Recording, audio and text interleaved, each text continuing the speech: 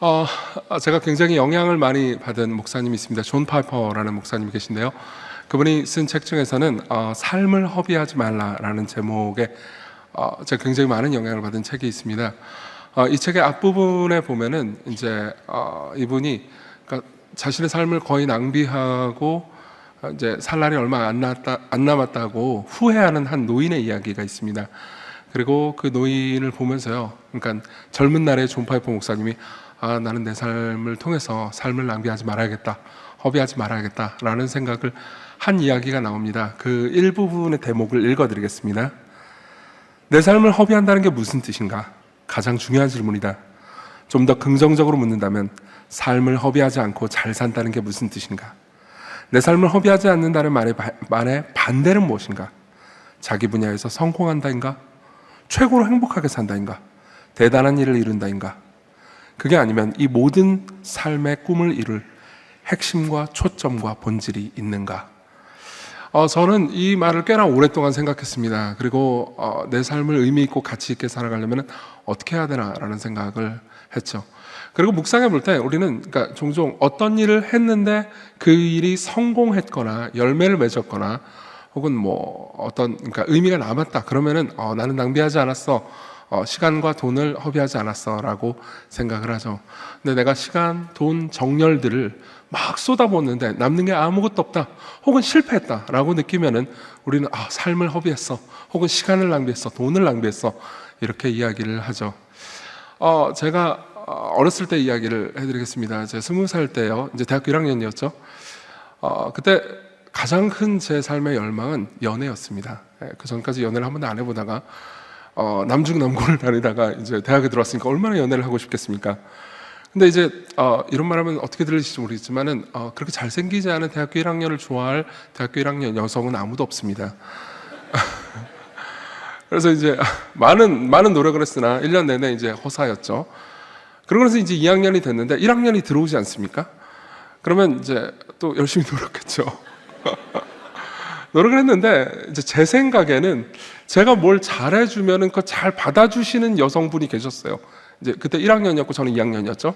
이제 1살 어린 동생인데 뭐 밥 사줄까 그러면 밥 먹재요. 그리고 이제 뭐 어디 갈까 그러면 뭐 가자고 하고, 그리고 뭐 작은 선물 같은 것들을 주면 받는 겁니다. 그럼 제 입장에서는 이거 잘 되려나 이런 생각이 들잖아요.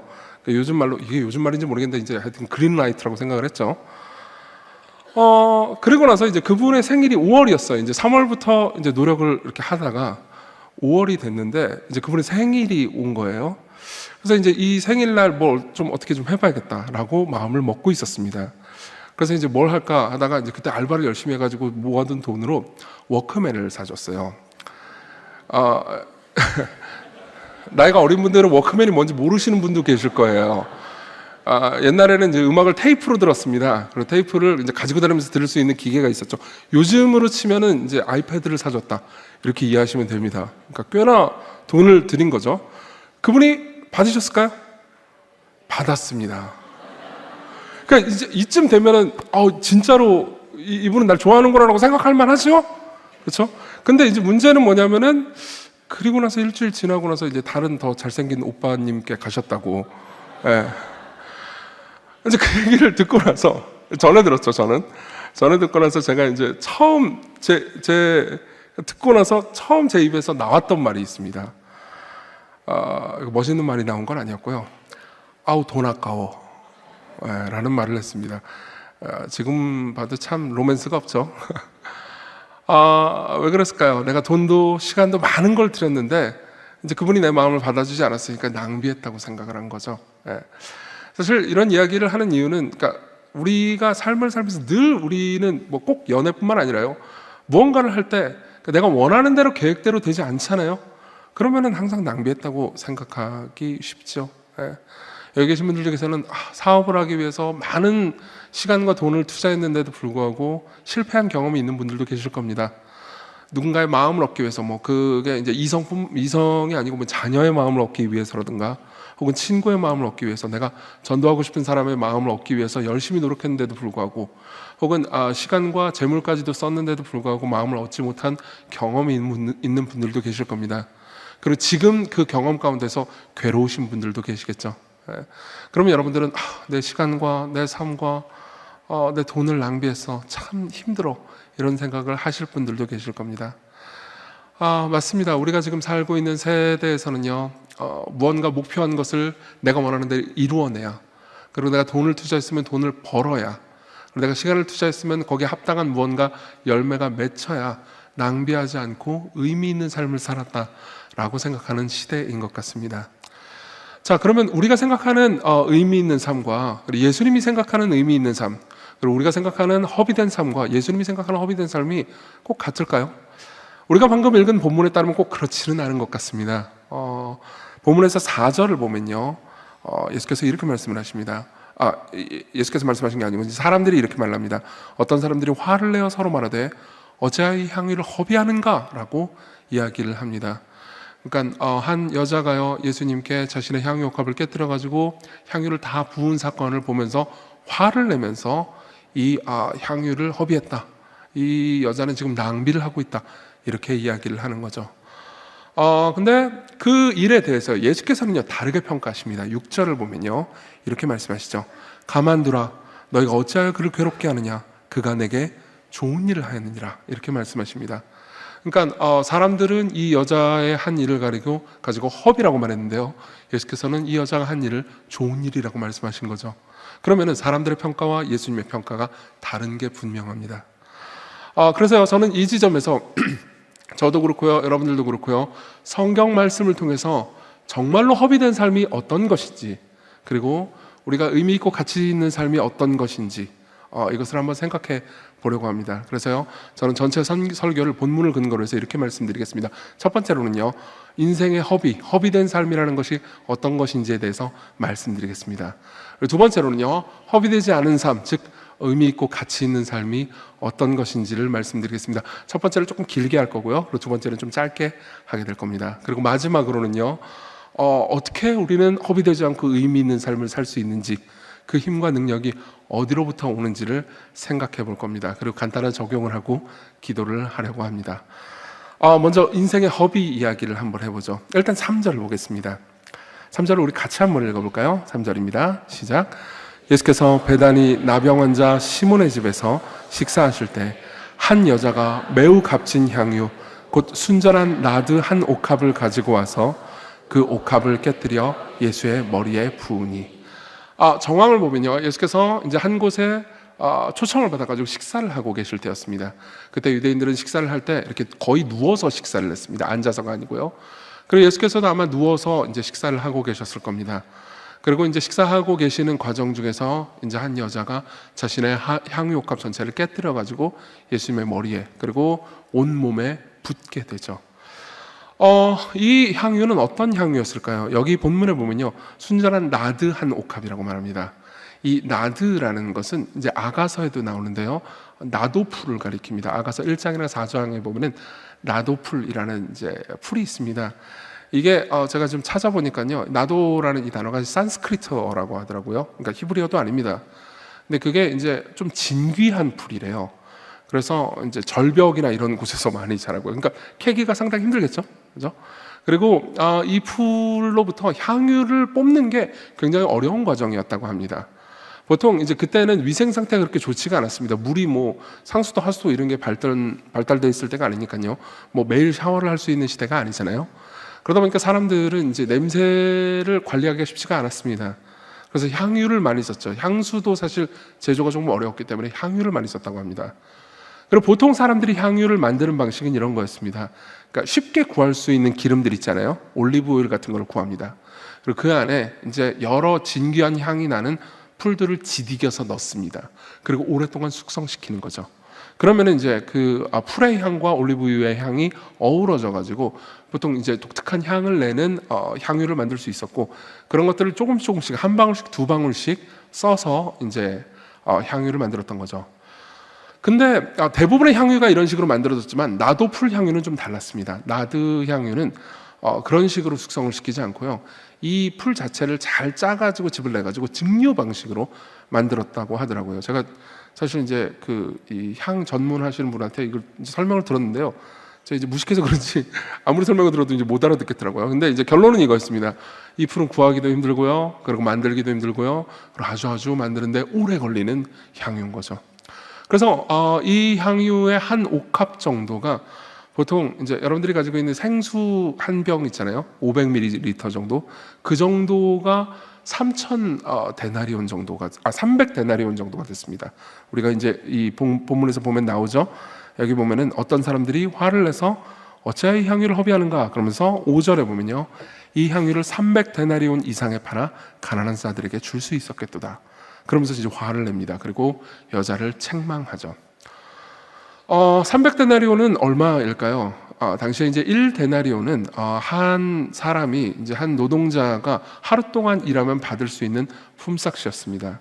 그러니까 이제 지금으로 치면 1년 연봉이죠. 그러니까 아무리 적게 잡아도 한 3천만 원 정도, 그리고 많이 잡으면 5천만 원에서 6천만 원 정도 되는 굉장히 진귀한 향유였습니다. 그래서 사람들은 이 향유를 이렇게 썼습니다. 이제 보통 옥합이 있으면요, 옥합도 꽤 비쌌습니다. 옥합의 맨 밑에 보면은 이제 향유가 한 방울씩 똑똑 떨어뜨리게 옥합이 설계되어 있습니다. 그럼 이제 이게 에센셜 오일인 거죠. 이 에센셜 오일을 다른 기름에 섞거나 아니면 물에 타가지고 이제 뿌리거나 발랐습니다. 그러면 이제 그 향이 굉장히 강렬하기 때문에 하루 종일 혹은 이틀, 3일 정도 계속해서 몸에 향이 남았다고 합니다. 근데 이 여자는요, 이 향유를 한 방에 다 태워버린 거예요. 끝내버린 겁니다. 자, 그러면 이쯤 되면 여러분들의 마음 가운데서도 야, 이건 좀 낭비가 맞는 것 같다. 여기서 이제 화를 내는 다른 사람들의 마음과 같은 마음이 드실 거라고 생각합니다. 그러면 이 이야기가 도대체 왜 있는 걸까요? 이 본문에서요. 그리고 마가는 이야기를 왜 기록했으며 또 예수께서는 이 모든 걸 보면서도 누가 봐도 낭비인데 차라리 진짜 이걸 300데나리온에 팔아서 가난한 사람들을 나눠주는 게 훨씬 더 나아 보이는데도 불구하고 왜 예수께서는 이 여자가 한 일을 잘했다고 칭찬하신 걸까요? 사실 여기에는 일종의 대조가 등장합니다. 우리는 이제 이 여자의 이야기는 3절부터 9절에만 나와 있잖아요. 근데 우리는 1절부터 11절까지 본문을 읽었습니다. 1절부터 11절은 이제 굉장히 독특한 구조로 되어 있는데요. 1, 2절을 제가 읽어드리겠습니다. 이틀이 지나면 유월절과 무교절이라 대제사장들과 서기관들이 예수를 흉계로 잡아 죽일 방도를 구하여 이르되 밀란이 날까 하노니 명절에는 하지 말자 하더라. 여기 보면 무슨 이야기가 있죠? 당시에 종교 지도자들이 예수님을 죽이려고 하는 음모가 있습니다. 그렇죠? 그리고 10절, 11절도 보겠습니다. 10절, 11절도 읽어드릴게요.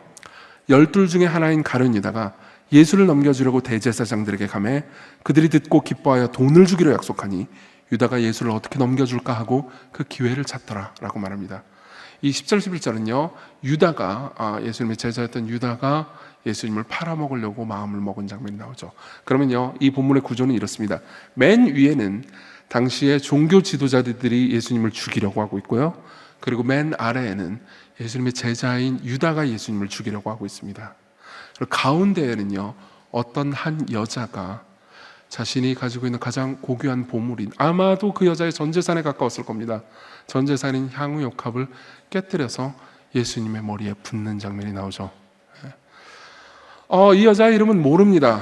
여기에서는 나오지 않습니다. 사실 우리는 이 여자의 이름을 알 수 있습니다. 여러분들이 나중에 요한복음 12장을 가잖아요. 그러면 이 여자의 이름이 나옵니다. 근데 오늘 설교 때 얘기하지 않을 겁니다.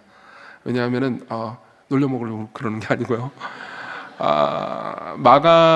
이 이야기가 이제 마가복음과 마태복음에도 나오고 요한복음에도 나오거든요. 근데 마가와 마태는 일부러 이 여자의 이름을 기록하지 않았어요. 이유가 있었습니다. 그래서 얘기하지 않겠습니다. 궁금하신 분들은 나중에 요한복음 찾아보시면 되고요. 그리고 지금 이미 이 여자 이름을 아시는 분들은 말씀하지 말아주세요. 마가는 분명히 어떤 대조를 하고 있습니다. 한쪽에는요, 자신의 것을 낭비하는 여자가 있습니다. 그리고 또 다른 한쪽에는요, 예수님을 팔아넘기려고 하는 유다가 있죠. 둘을 대조하는 겁니다. 둘을 대조하면서 무슨 메시지를 전달하고 싶은 걸까요? 성경은 우리에게 이렇게 이야기를 하고 있는 겁니다. 우리 모두는 예수님을요, 보통 두 가지 중에 한 가지 방식으로 대한다고요. 한 가지 방식은요, 예수님을 섬기고 예배하는 겁니다.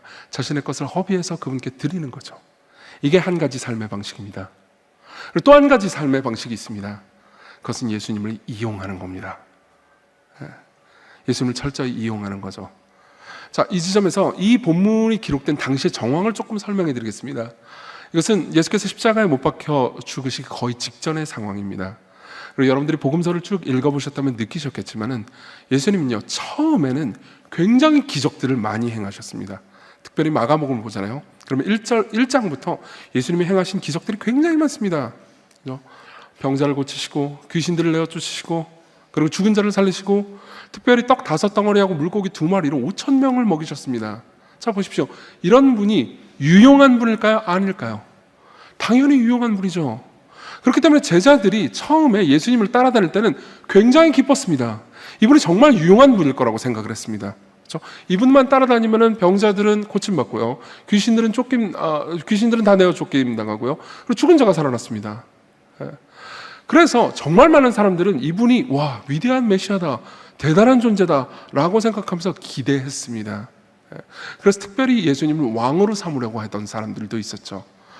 그 중에 하나의 이야기가 오병이어 사건입니다. 떡 5덩어리하고 물고기 2마리로 5,000명을 먹인 사건이죠. 실제로 사람들의 마음을 제일 많이 흥분케 했던 사건이 바로 이거였습니다. 왜 그런지 말씀드리죠.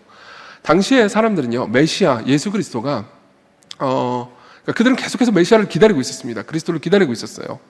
근데 그리스도가, 메시아가 이 땅에 오시면요, 그분이 우리 죄를 대속해서 십자가에 못 박혀 죽을 뿐이라고 생각하지 않았습니다. 그분이 정치적 혹은 군사적인 지도자일 거라고 생각했습니다. 그래서 강력한 힘을 가지고, 기적을 행하는 능력을 가지고 이 땅에 와서 로마를 정복하고 다른 많은 나라들도 정복을 해서 이스라엘이 옛날의 영광을 되찾고, 그리고 이스라엘이 가장 강한 나라가 되고, 그리고 모든 나라를 통치하는 그런 파라다이스를 이 땅에 건설해 주길 바랬던 거죠. 근데 계속해서 이스라엘은요, 힘도 약하고, 그리고 다른 나라의 속국으로서 오랫동안 박해받고 있었습니다. 근데 그런 상황에서 예수님이 오십니다. 이분이 기적을 막 행하세요. 그럼 사람들은 당연히 기대하겠죠. 기대하고 있는데 사람들은 처음에 되게 이상하게 생각했습니다. 왜냐하면 메시아가 맞다면, 이분이 진짜 메시아가 맞다면 강력한 군사력으로 로마를 정복해야 되는데, 그러니까 어디 가서 병자나 고치고 앉아 있는 거예요. 사람들 입장에서는 병자를 고치는 게 신기하긴 하지만, 아니 뭔가 왕으로서, 메시아로서 강한 자신의 능력을 이렇게 드러내 보여주는 것 같아 보이진 않는 거죠. 근데 한 번은요, 5,000명의 남자가 모인 상황에서요, 떡 5덩어리하고 물고기 2마리로요 그들을 먹이십니다. 그리고 사람들은 흥분했죠. 왜 그랬을까요? 이유는 간단합니다. 보세요. 전쟁을 하잖아요. 그러면 전쟁에서 제일 중요한 건 보급입니다. 여기가 이스라엘이 있다면요, 그리고 여기 로마가 있습니다. 그러면 이스라엘에서 로마까지 쳐들어가려면요, 보급이 굉장히 중요합니다. 그리고 먼 곳으로 군대를 가지고 가면요, 이 군인들이 먹어야 싸움을 잘할 거 아니에요. 그러니까 이제 보급선이 아주 길어질 수밖에 없었죠. 그럼 보통 로마 같은 나라는요, 뒤로 돌아가지고 보급 부대를 쳐서 여기 있는 사람들을 싸우지도 않고 그냥 쫄쫄 굶겨서 군인들을 다 죽일 수도 있었습니다. 근데 한번 생각해 보세요. 이스라엘 사람들 입장에서 군대를 데리고 로마로 가는데 예수님과 같이 간다고 한번 생각해 보십시오. 그럼 보급 따위 필요가 없습니다. 갈 때 그냥 떡 5덩어리하고 물고기 2마리만 가지고 가면 됩니다. 그리고 가가지고 이제 배고플 때마다 이렇게 떼어주면은 12광줄이 남고, 또 그거 가지고 또 먹고, 그 다음 7광줄이 남고, 이런 식으로 하면 되는 거죠. 그럼 그때 당시 사람들이 볼 때 이게 얼마나 대단한 일이었겠습니까? 그리고 사람들은요, 예수께서 물고기 2마리하고 떡 5덩어리로 5,000명을 먹이실 때 예수님을 통해서 희망을 봤을 겁니다. 와, 이분이 진짜 대단한 분이다. 이분이랑 같이 있으면 우리는 진짜 전쟁에서 이길 수 있다. 우리는 전 세계를 정복할 수 있다. 그래서 요한복음 6장에 보잖아요. 그러면은 사람들이 예수님을 왕으로 삼으려고 하는 장면이 나옵니다. 근데 놀랍게도요, 예수님은요, 그 상황에서 그냥 도망가 버리십니다. 왜 그랬을까요? 예수께서는요, 나는 그런 왕으로 온 존재가 아니다 라고 말씀하신 거죠. 근데 어쨌든 여기까지는요, 꽤나 예수님이 유용한 분이었습니다. 제자들 입장에서는 예수님이 굉장히 자랑스러웠을 겁니다. 가는 곳마다 사람들을 끌고 다닙니다. 가는 곳마다 기적을 일으킵니다. 가는 곳마다 사람들의 기대가 있습니다. 그럼 제자들 입장에서는 이렇죠. 와, 우리 스승인 예수님이 진짜로 온 세계를 정복한다면, 와, 이 엄청난 대제국을 건설할 수 있는 위대한 분이 되는 거고, 그럼 내가 예수님을 계속 따라다니면 어떻게 되죠? 나는 그 밑에서 한 자리씩 할 수 있는 겁니다. 나는 영의정, 좌의정, 우의정 같은 걸 할 수 있는 거죠. 그러면은 예수님이 얼마나 유용한 분이겠습니까? 근데요, 복음서를 쭉 읽잖아요. 그럼 예수님은요, 그런 방식으로 자신의 권력과 힘을 강화시키는 것을 좋아하지 않으셨습니다. 그리고 계속해서 자신을 왕으로 삼으려고 하는 사람들을 피해 다니셨죠.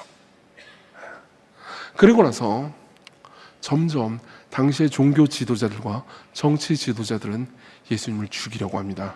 우리가 1, 2절에서 본 게 바로 그거였죠. 당시의 종교 지도자들이 예수님을 죽이려고 합니다. 그러면요, 예수님의 제자들 입장에서는 점점 이분의 쓸모가 없어지는 거예요. 실제로 예수님께서는요, 공생의 초기에는 기적을 굉장히 많이 행하셨습니다.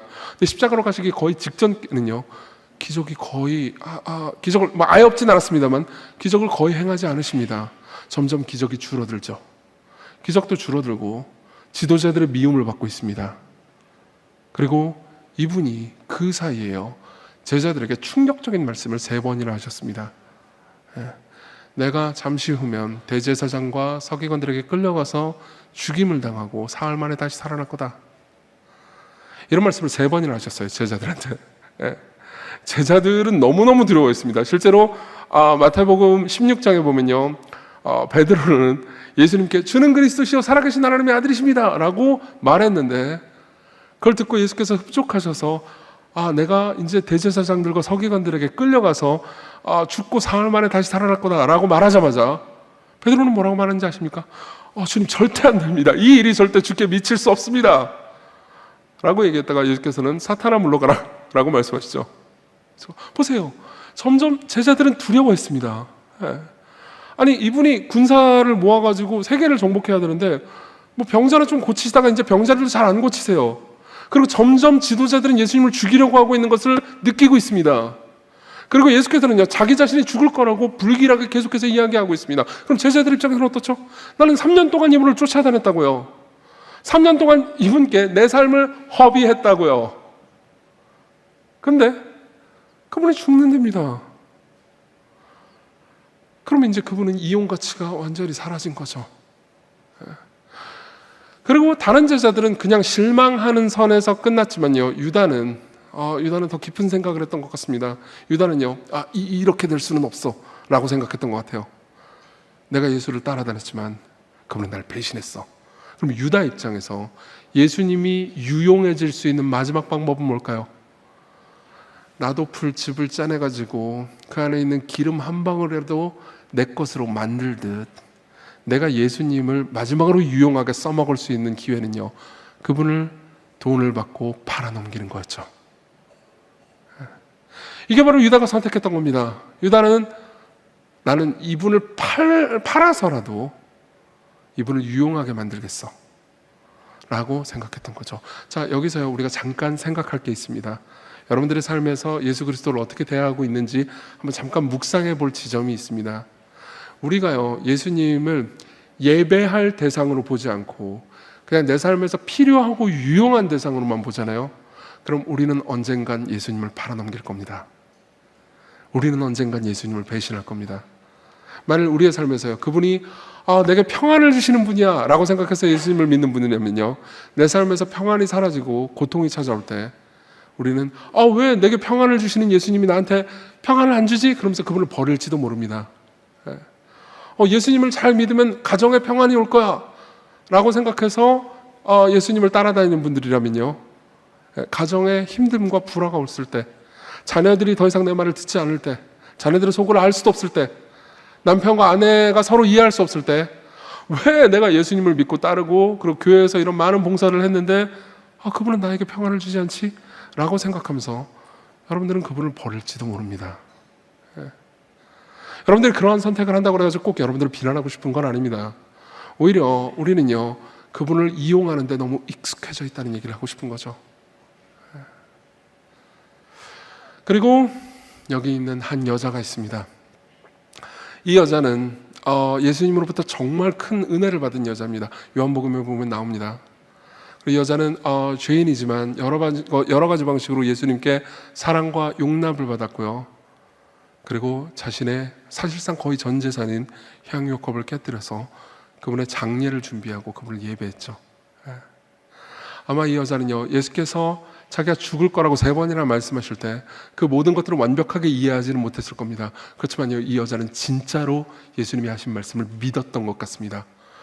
나를 사랑해 주신 그분, 나를 위해서 많은 것들을 주신 이분, 이 예수님이 자기가 말씀하신 대로 죽어야만 한다면 내가 이분의 장례를 준비해야지 라고 생각하면서 향유를 부은 거죠. 이 지점에서 저는 여러분들과 더불어서요, 저 자신도 한번 깊이 생각해 봤으면 좋겠습니다. 사람들은, 특히 이제 이 여자를 막 말리면서 분노했던 사람은요, 나중에 요한복음에 보면 나오는데요, 제자들이었습니다. 심지어 제자들마저도 향유를 붓는 이 여자를 가리켜서 분노하면서, 야, 300데나리온을 팔아가지고 가난한 사람들이나 도와주지 라고 말했습니다. 그러니까 제자들의 말을 요약하자면 이런 거죠. 그렇게까지 할 건 아니었어. 이건 너무 과해. 사실 예수 그리스도를 정말로 믿고 그분을 단순히 유용한 분으로만 바라보는 게 아니고 그분을 사랑해서 예배하는 사람들은요, 항상 이 말을 듣게 돼 있습니다. 아니, 그렇게까지 할 건 아니지. 그죠? 아니, 교회를 뭐 이렇게 종교적인 이유로 삶의 마음의 평안을 얻기 위해서 왔다 갔다 하는 거는 이해할 수 있어. 근데 이 불금에, 그죠? 여기까지 와가지고 이렇게 시간을 낭비할 것까지는 아니지. 아니, 교회 와가지고 뭐 이것저것 참여해가지고 교육받는 것까지는 좋아. 근데 굳이 순장까지 할 건 아니잖아. 혹은 여러분들의 일상적인 삶에서도 그런 일들이 있을 수 있습니다. 회사에서 혹은 가정에서요, 누군가 나한테 잘못했습니다. 근데 내가 그래, 예수님이 날 용서했으니까 나도 형제자매를 용서해야지. 근데 용서가 쉽지가 않잖아요. 그죠? 용서하면 화가 나지 않습니까? 저는 그냥 지금 설교 중에도 화가 납니다. 그러면 스스로도 생각하고 주변 사람들도 생각합니다. 아니, 그놈이 너한테 이런 나쁜 짓을 했는데 그렇게까지 용서해 줄 건 아니지. 이 여자도 똑같은 말을 들었습니다. 그렇게까지 할 건 아니지. 그 말 뒤에는요, 예수님을 마음을 다해서 예배할 것까지는 아니야. 그분이 필요한 만큼 우리가 이용하면 되는 거지 라는 마음이 숨어 있는 거죠. 저희 교회 이야기를 잠깐만 좀 하겠습니다. 저는 2011년도에 서울에서 교회를 개척했습니다. 굉장히 젊은 나이에 교회를 개척했는데요. 그러니까 제가 그때 개척했을 때 감히 바라고 상상했던 것보다 저는 훨씬 더 큰 은혜를 받았습니다.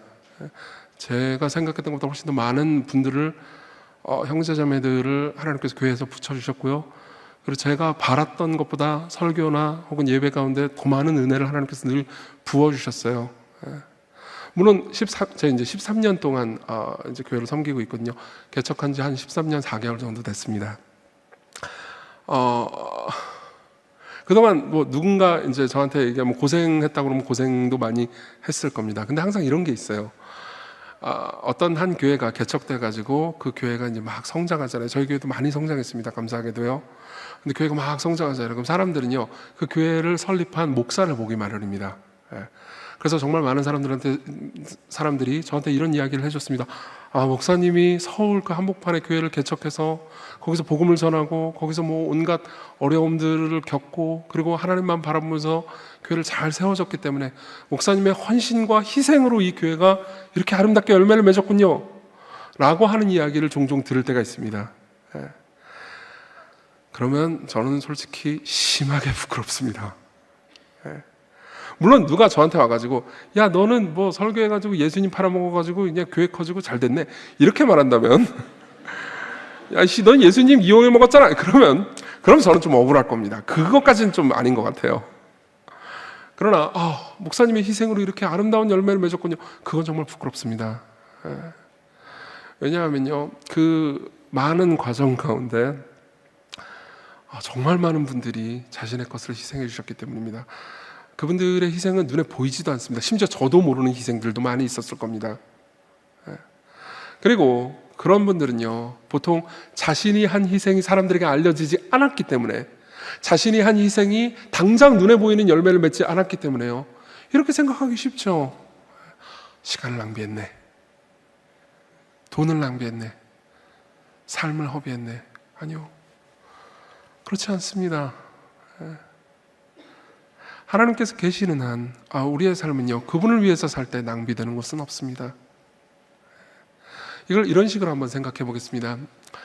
혹시 여기 앉아 계신 분들 중에서도요, 회의론적인 생각을 가진 분들이 계실지 모르겠습니다. 나는 기독교 신앙을 완전히 받아들이진 않았어. 나는 기독교가 진짜 맞는지 안 맞는지 아직도 고민하고 있어. 무신론이 맞을지도 몰라 라고 생각하는 분들이 계실지 모르겠습니다. 자, 이걸 이렇게 한번 생각을 해보겠습니다. 정말로 무신론이 맞다면요, 진짜 교회에서 이 금요일날, 이 좋은 금요일날 여기 와서 기도하고 주께 자신의 시간과 마음을 드리는 것은 진짜 낭비일지도 모르겠습니다. 하지만 역으로 한번 생각해 볼까요? 정말 하나님이 안 계시다면 내가 그러면 잘 먹고 잘 살고 돈 잘 버는 건 낭비가 아닙니까? 허비가 아닐까요? 이걸 조금 더 깊이 한번 생각해 보겠습니다. 토머스 네이글이라는 철학자가 있습니다. 이 사람은 뉴욕 대학교의 철학 그리고 이제 사회학 교수고요. 그리고 굉장히 이제 독특한 책들을 많이 썼습니다. 이분은 이제 자신의 주장에 따른 무신론자입니다. 근데 저는 이제 많은 무신론자들 중에서도 이분이 쓴 글을 읽는 건 꽤 좋아합니다. 왜냐하면은 이분은 무신론자인데도 막 보통 무신론자들은 기독교인들을 굉장히 가혹하게 비판하거든요. 근데 이제 이분은 기독교에 대해서 어느 정도 인정합니다. 그러면서 이렇게 얘기합니다. 기독교인들이 예수 그리스도와 성경을 믿는다는 걸 알고 있다. 나도 무신론을 믿는다라고 이야기합니다. 그러니까 자신이 가지고 있는 무신론, 보통 무신론자들은 나는 과학이고 너희들은 뭐 거짓 믿음이야 이런 식으로 말하기를 좋아하거든요. 근데 토마스 네이글은 이 지점에 있어서는 훨씬 더 깊이가 있고 겸손합니다. 그러니까 나는 무신론이 맞았으면 좋겠지만은 나는 무신론을 믿을 뿐이다. 그렇다고 해가지고 기독교인들을 조롱하지 않는다라는 입장을 가지고 있습니다. 꽤나 공정하죠. 그리고 이분이 쓴 책 중에서는 이제 이 모든 것은 무엇을 의미하는가? What does it all mean? 이라는 제목의 책이 있습니다. 저는 이 책을 굉장히 재미있게 읽었는데요. 이 책에 보면 이런 이야기가 있습니다. 그러니까 정말 많은 사람들은 삶에서 무엇을 하든 의미를 추구한다는 거죠. 예를 들면 어떤 사람이 열심히 일을 한다고 해봅시다. 회사에서 혹은 자기 사업장에서 열심히 일을 하고 있습니다. 그럼 사람들은 물어볼 겁니다. 왜 그렇게 열심히 일을 하시죠? 열심히 일해가지고 돈을 벌려고요. 왜 돈을 벌려고 하시죠? 돈을 벌어서 내 가족들하고 내가 잘 살아야죠. 그래서 어느 정도 먹고 살만하면 뭐 할 거죠? 계속 돈을 벌 건가요? 그러면요, 사람들은 더 높은 의미를 추구하고 생각해서 내가 하는 일에 의미를 부여하려고 한다는 거죠. 예를 들면 그냥 단순히 돈만으로는 의미를 찾을 수 없습니다. 더 높은 가치를 찾습니다. 제가 이런 사업을 하고 있는데 이 사업은 이런 것들을 만들어냅니다. 그리고 이 제품을 사람들이 쓴다면 훨씬 더 삶이 편리해질 거예요. 저는 이런 소설을 쓰고 있습니다. 이 소설을 사람들이 읽고 마음의 위안을 받는다면 저는 행복해질 겁니다. 이건 아주 의미가 있는 작품이 될 겁니다. 그렇죠? 이건 훨씬 더 높은 의미를 가지고 있죠. 그리고 이 지점에서 토머스 네이글은요, 사람들이 저마다 의미를, 더 높은 의미를 추구하지만 그 의미를요 끝까지 가져가면 결국 허무해질 수밖에 없다고 말합니다. 이렇게 이야기합니다. 들어보십시오. 설령 당신이 위대한 문학 작품을 남겨 그게 수천 년 후까지 읽힌다 해도 결국 태양계가 식거나 우주가 풀어져 붕괴되면 당신의 모든 수고는 흔적조차 없이 사라진다. 그렇겠죠? 문제는 이 생의 크고 작은 행동이 대부분 정당화된다 하더라도 인생 전체의 의미는 무엇으로도 설명할 수 없다는 것이다. 당신이 아예 존재하지 않았더라도 상관없고 죽고 나면 당신이 존재했다는 사실도 부질없다. 아마 이 말이 정말로 여러분들에게 와닿는 분들도 있을 겁니다. 그렇죠? 엄청난 문학 작품을 썼습니다. 수많은 사람들이 내 작품을 읽고 눈물을 흘렸어요. 위로를 받았습니다. 근데 만일 하나님도 없고 그리고 이 세상의 모든 게 보이는 게 물질뿐이라면요, 그 많은 사람들이 감동을 받았다 한들 결국은 태양은 식을 거고요, 지구는 사라질 거고요, 그리고 우리가 가치 있다고 생각하는 모든 것들은 없어질 거고, 그리고 나서도 수십억 년이 흐를 겁니다. 그럼 우리의 존재는 무의미하죠. 그리고 네이글은 말합니다. 그러한 가치 없는 인생 가운데서 우리가 착한 일을 하든 나쁜 일을 하든, 윤리적이든 그렇지 않든, 가치 있든 그렇지 않든 도대체 무슨 차이가 있는가? 저는 여기까지 책을 읽고 나서 내심 기대했습니다. 토머스 네이글이 그래서 믿음을 받아들이려나? 하나님이 살아계신 걸 받아들이려나? 라는 기대를 했는데 그렇게 끝나지 않았습니다. 책은. 그러니까 결국 그냥 그러니까 모든 게 허무하니까 대충 의미를 아무렇게나 지어서 살아라, 뭐 이런 식으로 끝났어요. 그래서 실망하긴 했는데, 네. 보십시오. 하나님이 살아계시지 않다면요, 우리가 어떻게 잘 살아도 우리에게 큰 의미는 없습니다. 제가 드리고 싶은 말씀은 이겁니다. 정말로 허비된 삶은요, 돈을 못 벌거나 내가 원하는 것을 못 얻어낸 삶이 아닙니다. 정말 허비된 삶은요, 내가 영원하지 않다고 생각하는 삶, 영원한 분이 없는 삶, 그리고 그냥 내가 살아가는 삶이 이 생이 끝이라고 생각하는 삶이라는 거죠. 이게 바로 허비된 삶입니다. 그럼 우리는요, 뭐든 이용하게 됩니다. 우리는 친구도 이용하게 되고 회사도 이용하게 되고 가족도 이용하게 되고 결국 하나님까지도 이용하게 되는 거죠. 자, 두 번째로 넘어가겠습니다. 두 번째는요, 그럼 허비되지 않은 삶이 어떤 것인지를 생각해 보겠습니다. 우리 9절을 같이 한번 읽어볼까요? 9절 같이 한번 읽겠습니다. 시작. 내가 진실로 너희에게 이르노니 온 천하에 어디서든지 복음이 전파되는 곳에는 이 여자가 행한 일도 말하여 그를 기억하리라 하시니라. 저는 이 말씀을 정말 좋아합니다. 여러분들도 좋아하게 될 거라고 생각합니다. 예수께서는요, 아직 십자가로 가시기 직전이었습니다. 근데 이미 예수께서는요, 자신이 십자가에 못 박혀 죽고 부활하시고 나서 예수님 자신에 관한 소식이 온 천하에 다 전파될 것을 미리 알고 계십니다. 그리고 말씀하시는 거죠. 나에 관한 소식이, 복음이 전파되는 어디서든지. 그때 예수께서는 그냥 팔레스타인 한쪽에 계셨을 뿐이지만요, 그분은 이미 한국에까지 복음이 전파될 것을 다 알고 믿고 계셨습니다. 그리고 어디서든 이 복음이 전파되는 곳마다 이 여자가 행한 일을 기록해서, 기억해서 기념하라. 그건 뭘 의미하죠? 우리가 성경을 통해서, 오늘 설교를 통해서 이 여자가 행한 일을 기념하는 것도 포함되어 있지만요, 더 중요한 건 이겁니다. 예수님이 기억한다는 거죠. 예수님이 이 여자가 사람들에게 비난받았던, 뭐 그렇게까지 할 필요가 있어, 저건 낭비잖아, 무슨 바보 같은 짓을 하는 거야 라고 사람들이 비난했던 바로 그 일을 예수님께서 기억하고 계시다는 거죠. 영원히요. 이것이 우리가 삶을 살아가면서 가질 수 있는 가장 큰 희망이라는 것을 알고 계십니까? 아까 제가 말씀드렸듯 모든 사람들은요, 우리가 생각해서 삶에서 만나는 모든 사람들은요, 돈을 쓰잖아요. 그럼 돈을 벌어야 의미가 있습니다. 그죠? 내가 시간을 쓰잖아요. 그럼 뭔가 남는 게 있어야 의미가 있습니다. 내가 정력과 힘을 쓰잖아요. 그럼 뭔가 나한테 이득이 되는 건 아니면요, 다 사람들은 생각하죠. 허비됐어, 낭비됐어, 끝났어. 그죠? 내가 교회에서 뭘 했습니다. 혹은 세상에서 뭘 했습니다. 근데 아무도 알아주지 않았어요. 그러면요, 낭비했어 라고 생각하는 거죠. 자, 이 여자는요, 모든 사람들이 말합니다. 아무도 인정해주지 않았어요. 낭비하는 거야. 바보 같은 짓이야. 그렇게까지 할 건 없어 라고 말했죠. 근데 예수께서 말씀하십니다. 내가 기억한다. 온 우주를 만드신 바로 그분이, 온 우주에서 가장 위대하고 유일하고 강력한 실존이 이 한 여자가 행한 일을 영원히 기억하신답니다. 여러분, 왜 마가가 이 여자의 이름을, 당시에 아마 이 여자의 이름을 대부분의 초대교회 사람들은 다 알았을 겁니다. 왜 이름을 안 썼는지 아십니까? 일부러 안 쓴 겁니다. 답은 간단합니다.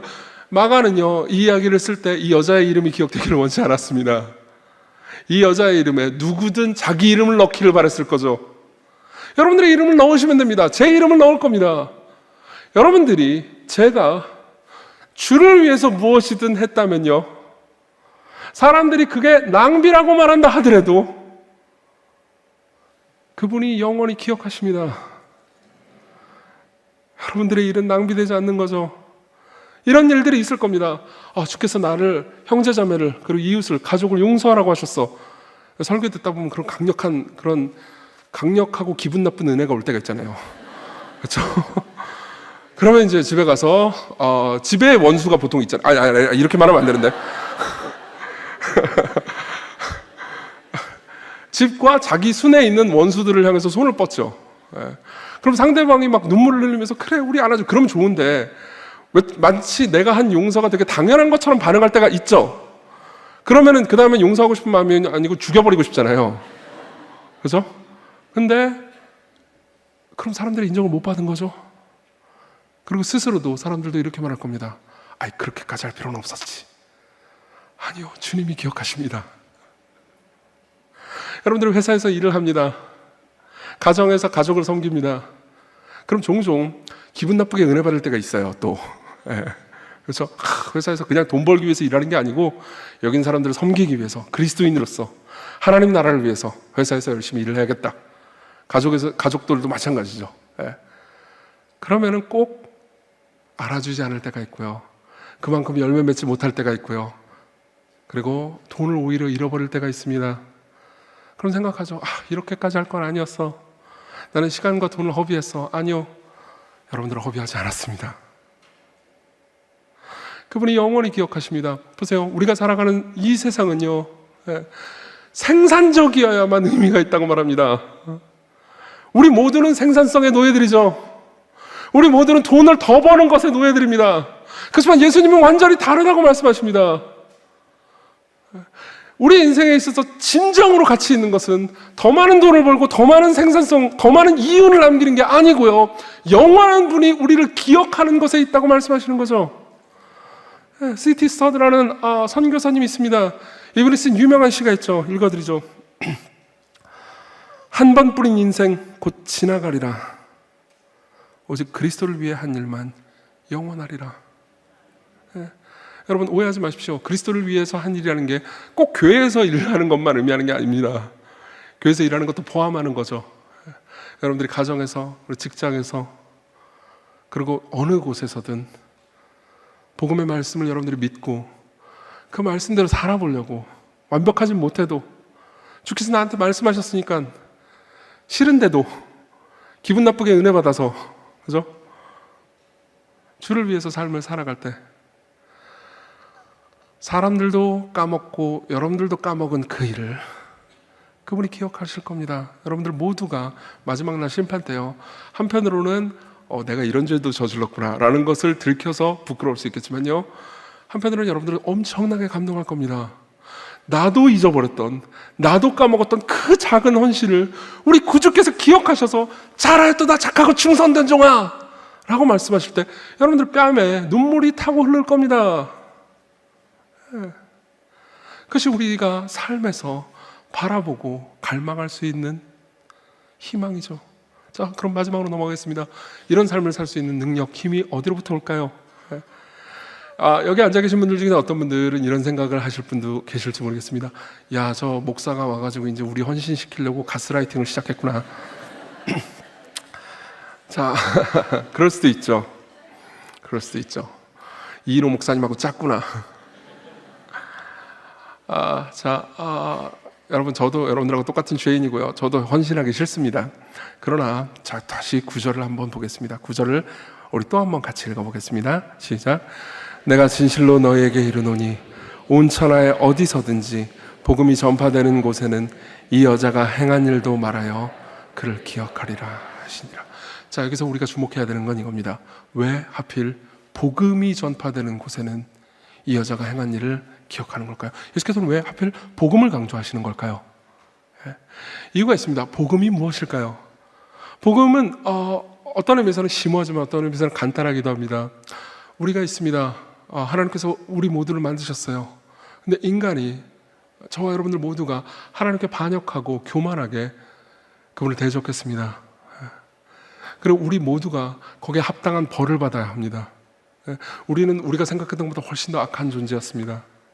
그러나 우리가 죄인 되었을 때 하나님께서요, 인간에게 죄가 들어왔을 그때 이미 하나님께서 자신의 아들을, 우리가 마땅히 받아야 되는 벌을 대신 받도록 계획하셨습니다. 그렇죠? 그리고 하나님의 아들이 사람의 몸을 입고 이 땅에 오셨습니다. 그리고 우리가 마땅히 받아야 되는 벌을 그분이 대신 받으셨습니다. 십자가에서요. 그분이 우리가 살아가는 삶을 사셨습니다. 그분이 고생하셨고 고통당하셨고 슬프셨고 버림받으셨고 온갖 고통과 괴로움을 다 당하시고요.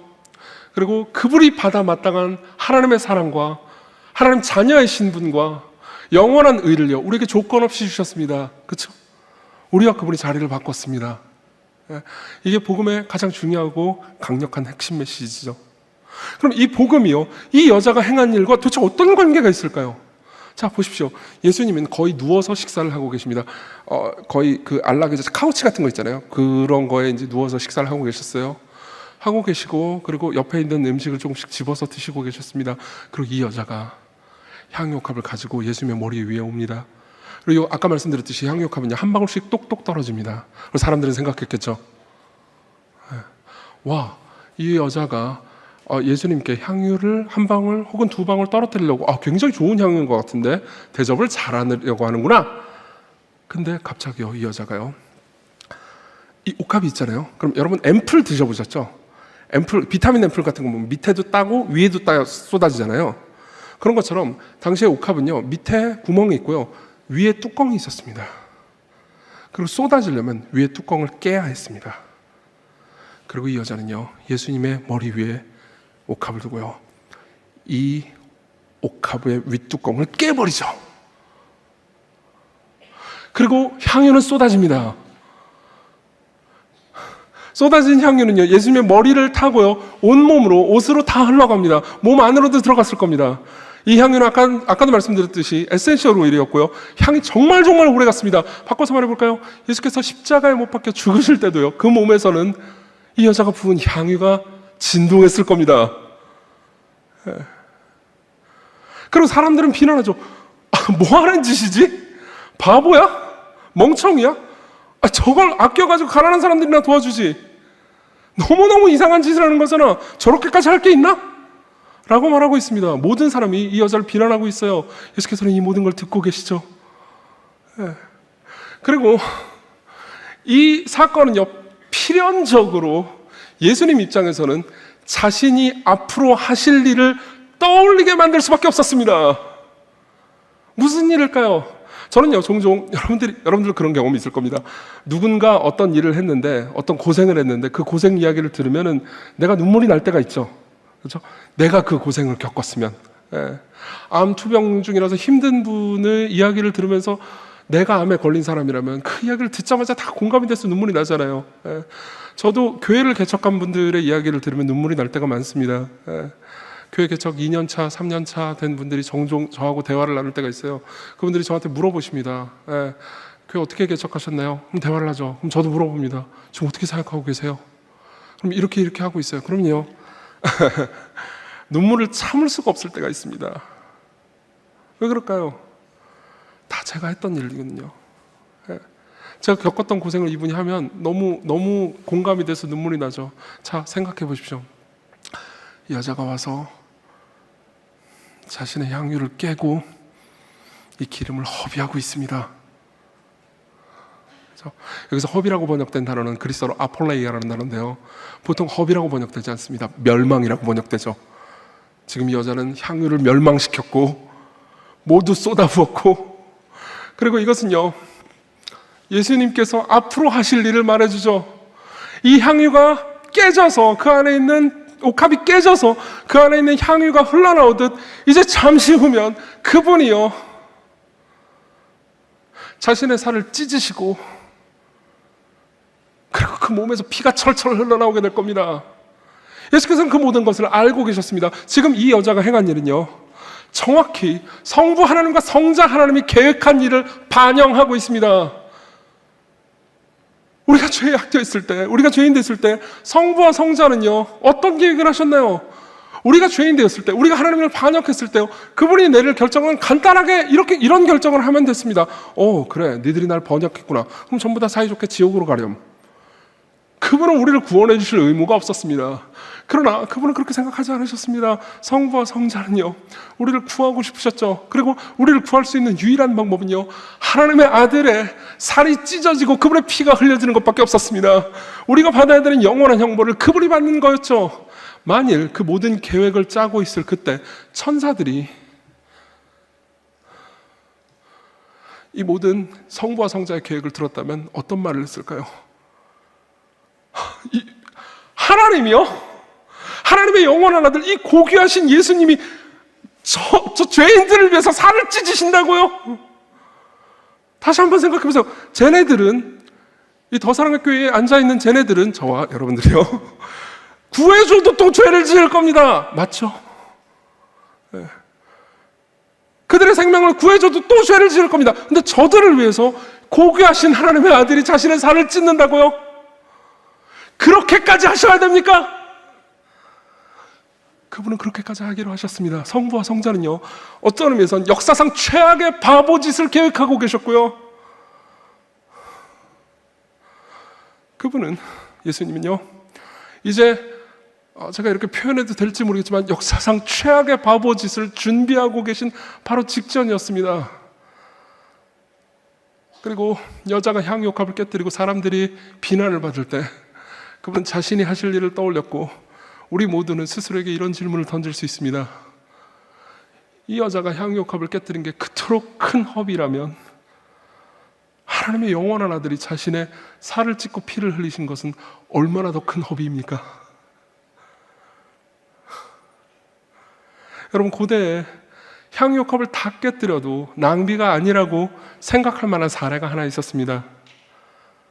어떤 사람이 장례에 들어갈 때죠. 어떤 사람이 죽잖아요. 왕이 죽잖아요.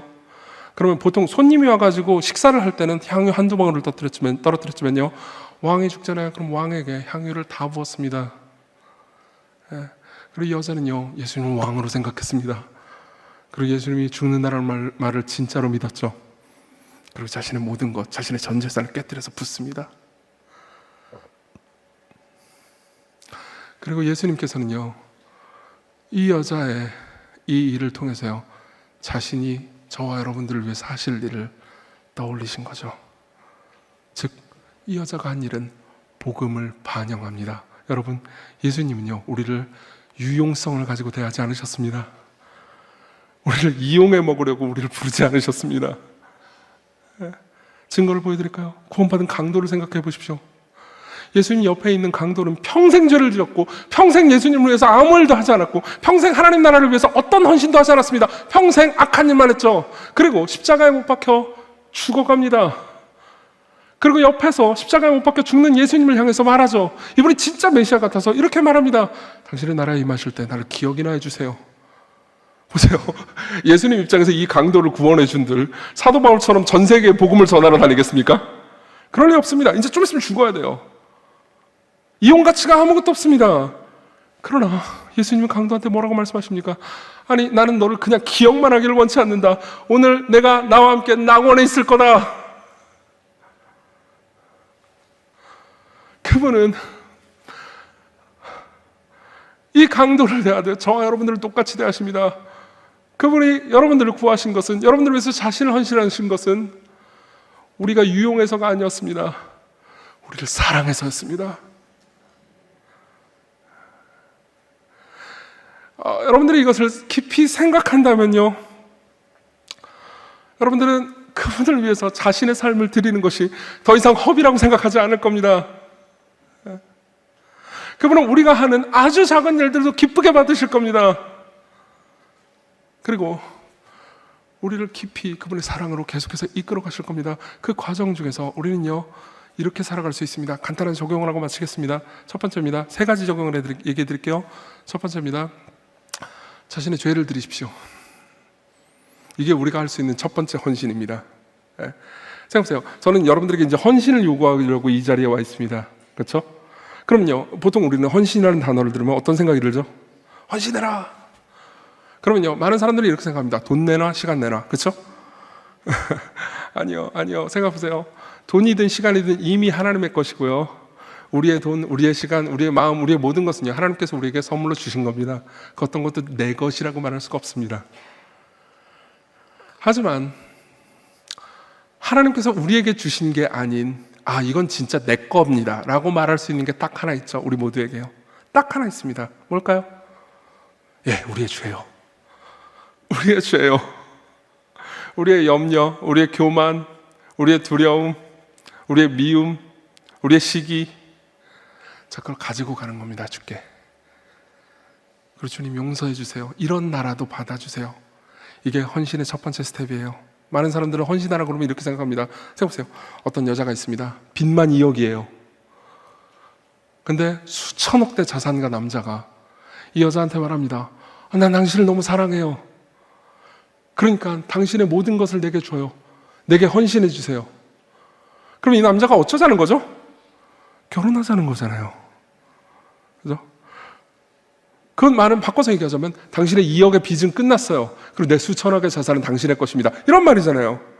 근데 이 여자가 바보같이 지금 내가 빚만 2억인데 나한테 100만 원을 더 내놓으라고? 그러면 우리는 모두 이 여자 보고 바보라고 말할 겁니다. 그렇죠? 헌신은 손해보는 장사가 아닙니다. 우리는 주께 우리의 죄를 드립니다. 그리고 그분은요, 우리의 죄 빚을 다 갚으시고 우리를 안아주십니다. 그리고 자신의 모든 것을 우리에게 주시죠.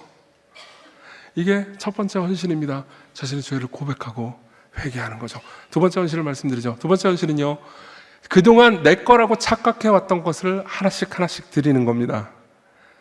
우리의 시간이든 돈이든 우리의 마음이든 뭐든. 네. 경건 생활을 그동안 꾸준히 하지 않으신 분들이 계시다면요, 매일같이 기도와 말씀에 자기를 드리십시오. 시간은 우리의 것이 아닙니다. 네. 그리고 우리의 모든 것들이 다 우리의 것이 아닙니다. 하나씩 드려보는 겁니다. 자, 마지막입니다. 세 번째는요, 자신의 결정권을 주께 드리는 겁니다.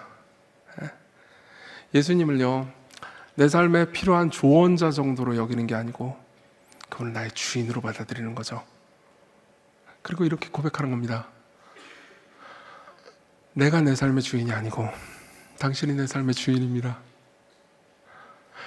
내가 죄인 되었을 때 예수님, 당신이 나를 위해서 모든 걸 헌신하셨습니다. 나 같은 사람을 위해서 고귀한 허비를 하셨습니다. 주님, 이제 내 작은 걸 주께 하나씩 드리겠습니다. 주님, 저를 받아주세요. 이렇게 기도하는 거죠. 여러분, 이 주님이 어떻게 보이십니까? 여러분들 이용하지 않으시고 여러분들을 사랑하신 그분이 아름답게 보이십니까? 그리스도께로 오십시오. 그분이 여러분들의 모든 것을 기쁨으로 받고자 하십니다. 자, 기도하겠습니다. 자비로우신 하나님, 우리가 죄인 되었을 때 하나님의 영원한 아들을 주기로 결정하셔서 감사합니다. 사랑스러운 예수님, 우리가 여전히 죄인 되었을 때, 우리가 당신의 가치와 의미를 알기도 전에, 심지어 지금도 예수님 당신의 가치와 의미를 모르는데도 여전히 우리를 위해서 사랑해 주시고 우리를 위해서 자신의 살과 피를 주셨고 우리를 계속해서 사랑해 주셔서 감사합니다. 이제 한 걸음씩, 아니 반 걸음씩이라도 내 것을 주께 드립니다. 아니 내 것이라고 착각했던 걸 주께 하나씩 드리기를 원합니다. 내 교만과 죄와 염려와 분노와 이 모든 것들을 주께 드립니다. 그리고 사람들의 인정이나 돈이나 생산성에 내 삶을 거는 것이 아니고 나를 인정해 주실 주님, 당신을 위해서 내 삶을 살게 하소서. 예수님 이름으로 기도했습니다. 아멘.